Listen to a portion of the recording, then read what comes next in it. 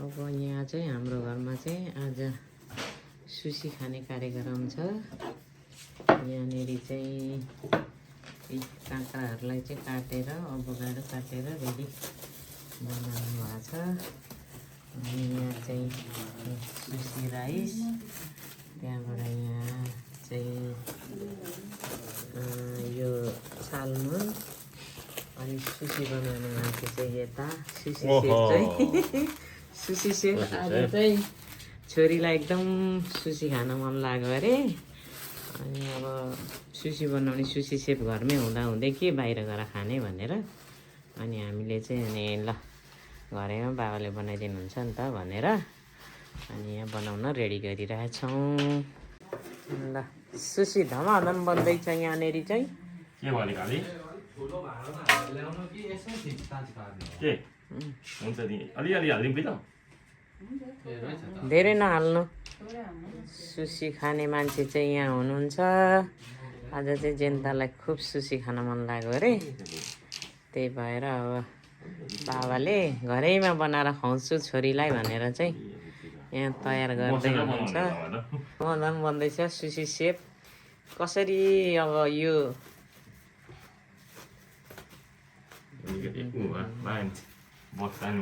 सेपलाई आज अलिकति गाह्रो भयो, सेपको ढाड दुखे जस्तो छ।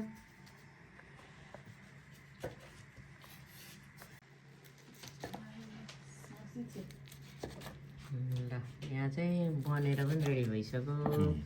यो चाहिँ भेजी भेजी हो, भेजी। अब सालमन हालेर भिन्दै सिकाउ सुसी खाइहाल्यो। कस्तो भयो, मिठो भयो? ल अब के अरे बाबाले चाहिँ इच्छा, छोरीको इच्छा पुरा गरिदिनु भयो आज। किनभने उसलाई पहिल्यैदेखि खान मन थियो, पहिला खानु हुँदैन भनेर त्यत्तिकै नखाएको गरेको। आफ्नै स्टाइलले के तपाईँ त राम्रै बनाउनुहुन्छ। ए सालमन चाहिँ काँचो र पाकेको। जेन्तालाई चाहिँ काँचो मन नपर्ने, तर खान अलिक हुँदैन भनेर बच्चालाई के हुन्छ भनेर के हो हाम्रो कालेले छोराले नै एउटा सुसी पसल खोल्ने हो। बाउले बनाउने, छोरालाई चाहिँ खाने, छोरो खाने, छोरी खाने, बाउ बनाएको गर्ने, नातिनीलाई पनि पछि बानी लाउने। त्यो पनि भोलिपछि ल्याएछ न बाबा, हजुरबा, बुवा ल्याएछ न, मलाई कस्तो मनपर्छ भन्छन्। अब काटेर टुक्रा टुक्रा पारेर हाल्न चाहिँ मिल्दैन, त्यसरी नै पहिला गर्नुपर्छ। टुक्रा त हो नि, ए काटिसकेको छ त्यहाँ। काटेको त काटेर बनाएको यो। ल काटेकै रहन्छ त नि। कुन चाहिँ हो त्यही भातलाई। ए म त मासु सुपो भनेको त। यत्रो त अब त्यही भातलाई चाहिँ काटेर भनेको। ए भातलाई त काटेर त हुँदैन। ए हालेरै गर्नु पर्यो। टाँसिनु पर्दैन, माथि टाक्राक्क हुन्छ।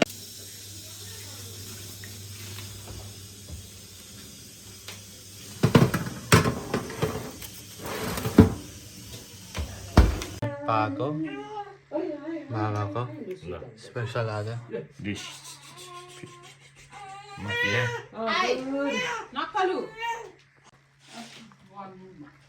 ल यहाँ खानाको लागि कम्पिटिसन हुँदैछ है। सबसे चाहिँ कसले आउँछ ल चल ल हेर्न खानाको लागि रेडी यहाँ। यस के अरे यसको नाम चाहिँ 9 चप्पल रोल भने पनि भयो, सालमन गिरेर रोल भने पनि भयो। भेट्न नातिनी एकछिन गार्डन गयो कि नसकिने भयो, भात पकाउँदै छोडेर कुदिन्। आमा सकिन्छ हजुर आमा। अब छोरी उता गएपछि कसरी गर्छन् थाहा छैन, कुदिन्। बुढो पाकमा जानु भने कुदेर आउँछिन्, आउँदिनन् नि भनेपछि सकिए। अब बुढो छोरी कोही छैन, नातिनी नै छैन अरे। ल हेर्न त बुढो पाक। ल हेर्नु है त नातिनीलाई घुमाउन ल्याएको अरे।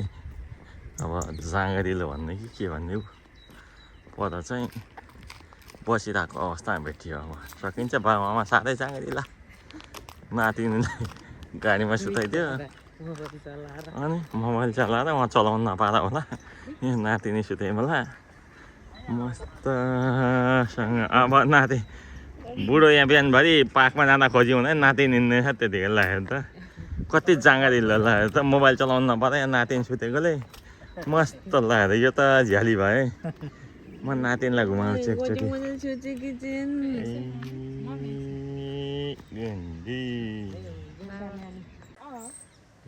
त्यहाँ दाल उसमा फिटीहरूलाई वरि त्यही त हेर्नु चप्पल लाएर हिँड्नु भनेको राम्रो बाबा चाहिँ ट्राउजरमा उद्देश्य जुत्ता लाएर हिँड्नु भयो कि हिँड्नु पर्यो नि त जाँगर 12-1 बजी उठेर पुक्क परी थियो नि अप्ठ्यारो भयो यहाँ अलिक घामतिर चाहिँ फर्काइदिनु नातिनी भएपछि भात खान छोडेर सब छोडेर पार्कमा ल नातिनी घुमाउन हिँडेको अरे ल हेर त हजुरबा होइन ल हेर त ल हेर्नुहोस् हजुरआमाको इच्छा ए ब्ल्याक गर्दैछ चलाउनु परेछ यो ठुलो पार्कमा ए यस्तो बच्चा उसमा होइन 7 जना एउटा घरमा चाहिँ ऊ छ के गर्नु अब चलाउन सबैजनालाई के छ हजुरहरूको हाल खबर आरामै हुनुहुन्छ होला सायद हामी पनि आरामै छौँ आज चाहिँ मैले चाहिँ अब मेरो छोरी सुत्केरी भएको चाहिँ अब 2 महिना पुग्न लाग्यो अनि त्यही भएर चाहिँ आज चाहिँ मैले अब छोरीलाई यसो सुत्केरी मसला बनाएर खुवाउनु पर्यो भनेर चाहिँ यसो मैले बनाउने कोसिस गरिरहेको छु अब यहाँनिर चाहिँ मैले अब एउटा पेन यहाँ लिएको छु त्यस पछाडि यहाँ सुत्केरी मसलाका सामानहरू चाहिँ मैले यहाँ सबै कुरा रेडी बनाएको छु अब यहाँनिर चाहिँ यो चाहिँ चौसुरको ढुटो हो यसलाई मैले भुटेर चाहिँ मजाले पिसेको यो मेथीको ढुटो यसलाई पनि भुटेर मजाले पिसेको छु अनि यो चाहिँ रह्यो सुप नेपाली सुप यो पनि भुटेरै गरेको अनि यो चाहिँ ज्वानो अनि यहाँनिर चाहिँ नरिवल अनि यो छोकडा अनि यहाँ गुद भयो यहाँ चाहिँ बत्तिसाको ढुटो यो चाहिँ गरम मसलाको लागि चाहिँ यो सुकुमेल ल्वाङ अनि यो दालचिनी तेजपत्ता अनि यहाँ चाहिँ अब काजु यो चाहिँ काजुलाई चाहिँ अलिकति मिक्सरमा हालेर उ गरेर चाहिँ यो काजु बदामलाई चाहिँ मैले गर्छु अनि यो काजु भयो किसमिस यहाँ ओखर यहाँनिर यो ऊ भइगयो बदाम भइगयो त्यस पछाडि यहाँ घिउ मैले चाहिँ अब मिश्रीको साटोमा चाहिँ मैले यहाँनिर यो गुड हालिदिन लागेको छु अनि त्यस पछाडि यहाँ मखाना अब यति सामग्रीहरू चाहिँ मैले तयार गरेर चाहिँ अब आज सुत्केरी मसला बनाउन लागिरहेको छु किनभने 2 महिना पनि भयो अब चाहिँ खाना पनि मिल्छ नि त त्यही भएर चाहिँ मैले यहाँ गरिरहेको छु हेर्दै जानु होला अब म बनाउनतिर लागेँ है त अब चाहिँ घिउ हाल्छु म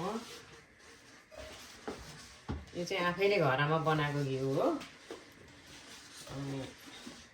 नेपालबाट पनि सम्झिनेले पठाइदिएको छ भन्नु त तर आज मैले यसैमा बनाइदिएको अब त्यो चाहिँ अब उसले घरै लगेर उतै खान्छ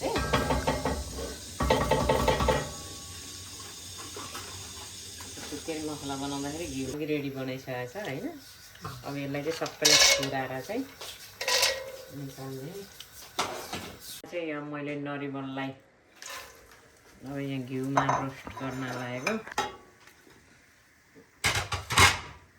अब यसलाई पनि हल्का अब गरेपछि अब सुत्केरी छोरी घर पठाउने बेला भइसक्यो अब यसो बनाएर फेरि अब 1 महिना 1.5 महिना नभइकन सुत्केरी मसला पनि खान दिनु हुँदैन भन्छन् नि त अनि त्यही भएर नेपालबाट पनि सम्झिनेहरूले पठाउनु भएको छ पठाउनु त त्यही पनि मैले पनि अलिकति आफ्नै पाराले बनाएको यो चाहिँ छोकडा हो यहाँ चाहिँ अब गुद मैले खुराउन लागेको गुद चाहिँ अब मजाले फुर्छ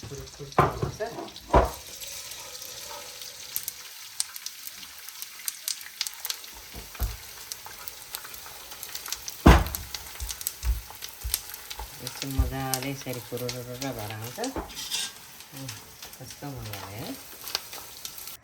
यहाँ चाहिँ सबै मसलाहरू अब भुटेर राखेको मसलाहरू सबै घिउमा चाहिँ अब यसरी फ्राई गरेर अनि सबै नट्सहरू हालेर अनि दुध हालिदिनु।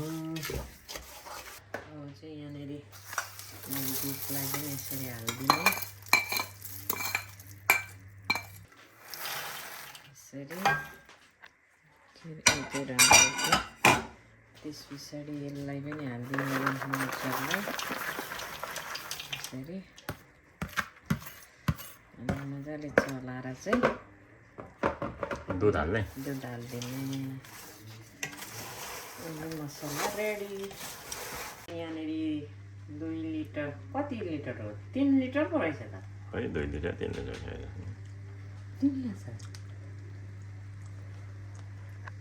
दुध चाहिँ अब यहाँनिर यसरी हालिदिने ध्यानमा लाएर यति त चाहिन्छ।